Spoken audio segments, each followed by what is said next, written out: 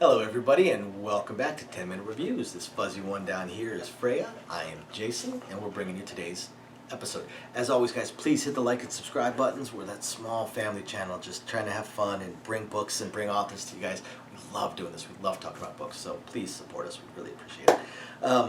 So for today, I'm actually going to talk about a book one of a series that was recommended to me because of the review we did on the absolutely hilarious book, Beware of Chicken. That book was just, it was a ride. It was absolutely incredible. Can't wait for book 2. I hope they make a book 2. So this was actually sent to us by one of the viewers saying, hey, if you like that book, you got to check out this book.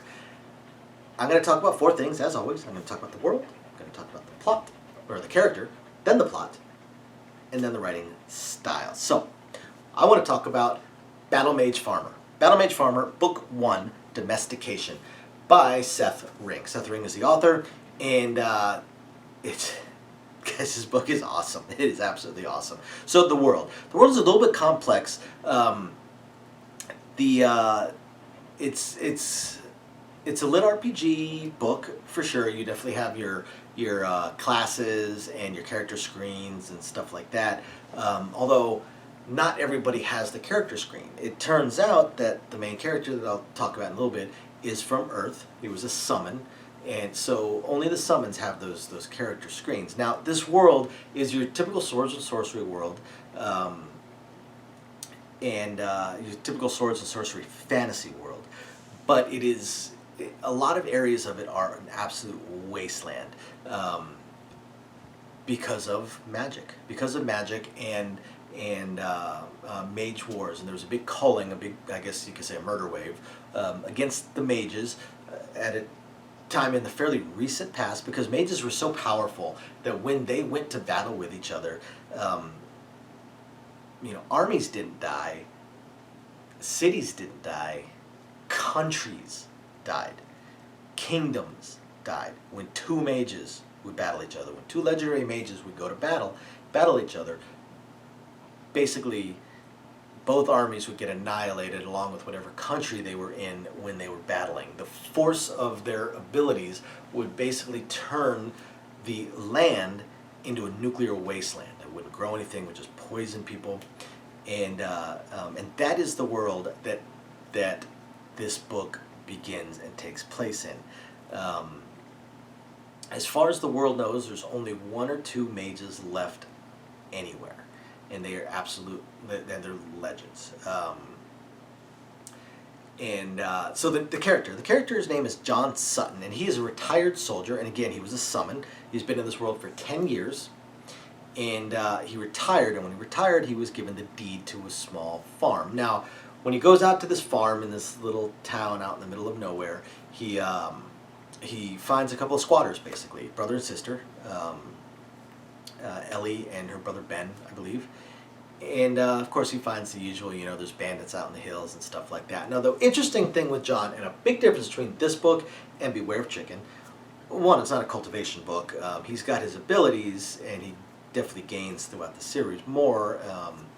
But the difference between the 2 books is in this one, John is very aware of what he can do, very, very aware of what he can do, and which leads him to be very calm, very collected, and very confident in his own abilities. He, at no point, at any point in any of these books, is he really at any serious risk.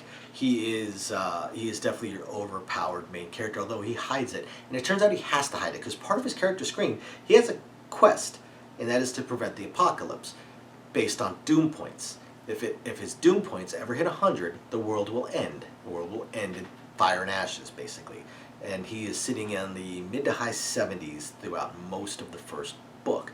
So he tries to hold back in his abilities, and he also tries to figure out what causes him to gain doom points, and why sometimes he just randomly loses doom points through certain actions that he just can't figure out the logical chain to.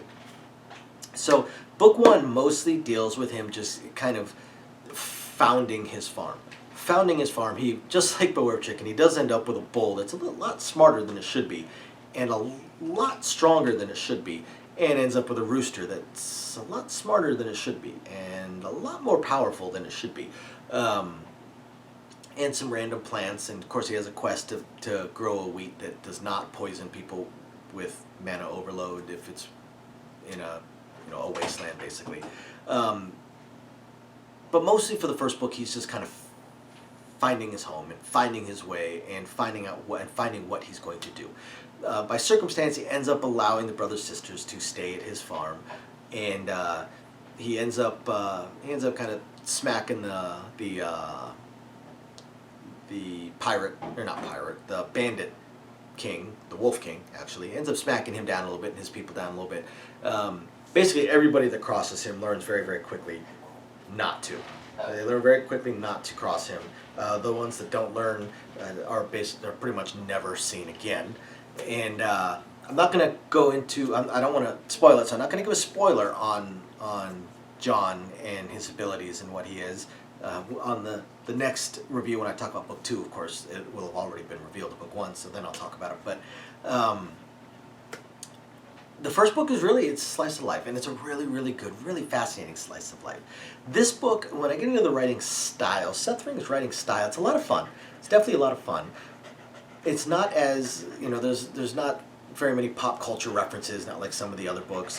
The character's not a smart ass or snarky, or really funny or snide or anything like that. Just very, very confident, very, very confident, very cold, very, very calculating. If he sees bandits threatening a woman and child, and all he says is, "Can you guys take your conversation off my porch?" And then goes in the house. He's not interested in other people's issues as long as it doesn't affect him. He doesn't care. It's not his thing. He can be convinced to do things for money, except that he has plenty of money. So mostly it just has to interest him, or has to be something that he thinks could interest him or could eventually affect him in the future. So the writing style, it's not as laugh out loud as some of the other books, but it's fascinating. As a slice of life book goes, it's really, really, really good.